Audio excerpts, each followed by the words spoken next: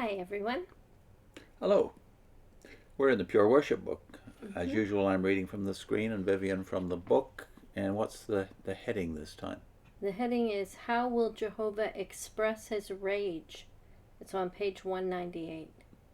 Yeah, some really deadly stuff in these few paragraphs. So we're just going to do half of this subhead today because there's so much damage done by the way they handle Scripture just in these first two paragraphs that we've got to undo some of the damage if possible. So let's read the two paragraphs first and then get to it. Oh, did you want me to read? Please. As we saw in chapter 17 of this publication, Ezekiel uses a prophetic title, Gog of the land of Magog, to identify the coalition of nations that attack us. But the members of this coalition will be tethered to one another only by a thread. Beneath a veneer of cooperation, the spirit of rivalry, pride, and nationalistic ambition will continue to exist. It will be an easy thing for Jehovah to turn the sword of each one against his own brother. But the nation's destruction will not be a man-made calamity. Before they are destroyed, our enemies will see the sign of the Son of Man, like a supernatural manifestation of the power of Jehovah and Jesus. Let's just stop there. Let's reread that because this is a very important word they use here. Yeah. Not like a supernatural manifestation, but likely a supernatural manifestation of the power of Jehovah and Jesus. We'll have to pay attention to that when we actually read the text they cite. The opposers will see things that cause them extreme anxiety. As Jesus foretold, people will become faint out of fear and expectation of things coming upon the inhabited earth. Luke 21 reference. To their horror, they will realize that they miscalculated when they attacked Jehovah's people. They will be forced to know the Creator in his role as military commander, Jehovah of armies. And they reference Psalm 46, 6-11, and Ezekiel 38:23. Jehovah will no doubt unleash heavenly armies and natural forces in such a way that he protects his loyal servants, but eliminates his enemies. And then in bold they have read 2 Peter 2:9. So let's look more closely at their use of Scripture here. First of all, the only verse they reference, tell you to read that is 2 Peter 2 verse 9. Now if you look that up, which we don't have to do because it's just a generic reference to God protecting his people. Okay, but the other texts here are far more important in locating who those people are, and I do mean locating because all the geographical references have been omitted here. All you have is the phrase Gog of the land of Magog. It tells you it's about a land, but you don't identify it as a land, do you? You call it a coalition of nations. But if you actually read the whole text instead of the, 3 verses they cite here from Ezekiel? 38 verse 2, 38 verse 21, 38 verse 23 later in the second paragraph. 3 verses all separated. You're completely missing the geographical locales. Yeah. If you look at the list of the nations that are listed actually for you in Ezekiel, you have Persia cited, you have Libya, you have Ethiopia, you have Arab nations to the south, Sheba, Dedan, etc. And you have Togarmah, Magog, which all the Bible dictionaries list as nations, peoples north of Israel. So what's totally missing? Well, the us obviously here, the attack us is obviously us is Israel. Yeah, and they're not locating it in the geography that it's talking about. But even and where the people, Israel. Even where you cite though the text, you don't quote them in their entirety, do you? In fact, one of them you reference but don't cite it. That is Matthew 24 when you talk about the enemies, our enemies, you say, seeing the sign of the Son of Man and you say that is likely a supernatural manifestation of the power of Jehovah and Jesus, well, you don't have to go likely. You just look at the text and you see what it is, because it tells you. Jesus tells you. But they don't reference where it is, and it's Matthew 24, right? And similarly, in Luke 21, they reference 3 verses but miss out the context, which gives you the geography of the attack. And same in Psalm 46. They reference the last 6 verses out of a psalm that's only 11 verses long. Yeah. This is the hopscotch, as you called it the other day.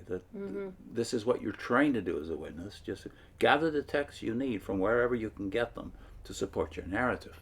Yeah. But let's look more closely at the text, starting with the one that they don't quote at all. They don't reference anyways, yeah. They reference it by paraphrasing it, but they don't reference where they got the text from. Well, this is the text. They will see the sign of the Son of Man, likely a supernatural manifestation of the power of Jehovah and Jesus. But the familiar one, the one we should look at now, is Matthew 24, 29 to 31, where you have this in the ESV.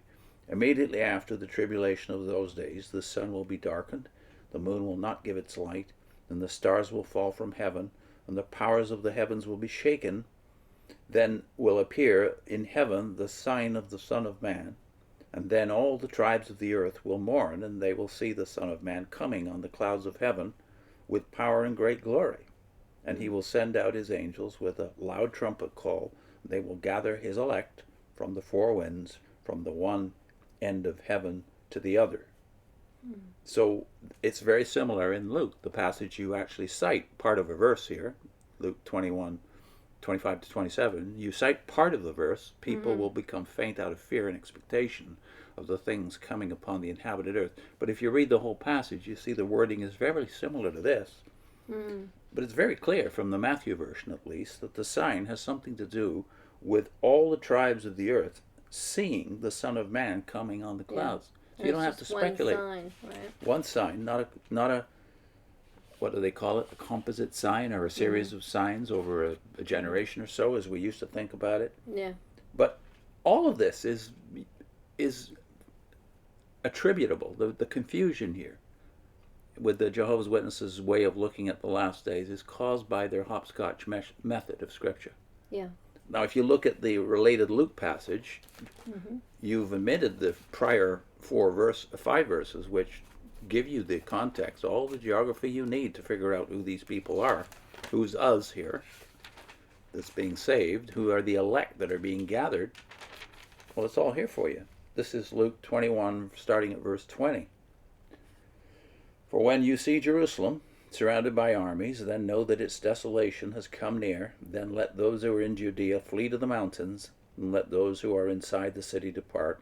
Let not those who are out in the country enter in, because these are days of vengeance to fulfill all that is written. Alas for women who are pregnant, and for those who are nursing infants in those days, for there will be great distress upon the earth, and wrath against this people. And they will fall by the edge of the sword and be led captive among all nations. And Jerusalem will be trampled underfoot by the Gentiles until the times of the Gentiles are fulfilled. And then you have all the other references here about the fear of people looking at the heavens and the roaring of the sea and causing everybody to fear. But it puts it in a place and with certain people. But again, in verse 27, you have, then they will see, not the sign, but the Son of Man coming in a cloud with power and great glory. Why is that not here? Why is that not the focus? I.e., the sign will be the coming of the Son of Man, that every eye will see him, as Revelation puts it, right? And why say likely when it just says it? And then they reference Psalm 46. Now, all you have to do is read this psalm in its entirety to see what the problem is. I mean, you're going to read it from the New World Translation, right? Yes. God is our refuge and strength, a help that is readily found in times of distress. That is why we will not fear, though the earth undergoes change, though the mountains topple into the depths of the sea, though its waters roar and foam over, though the mountains rock on account of its turbulence. There is a river that streams of which make the city of God rejoice, the holy grand tabernacle of the Most High. God is in the city. It cannot be overthrown. God will come to its aid at the break of dawn. The nations were in an uproar. The kingdoms were overthrown. He raised his voice, and the earth melted. Jehovah of armies is with us. The God of Jacob is our secure refuge.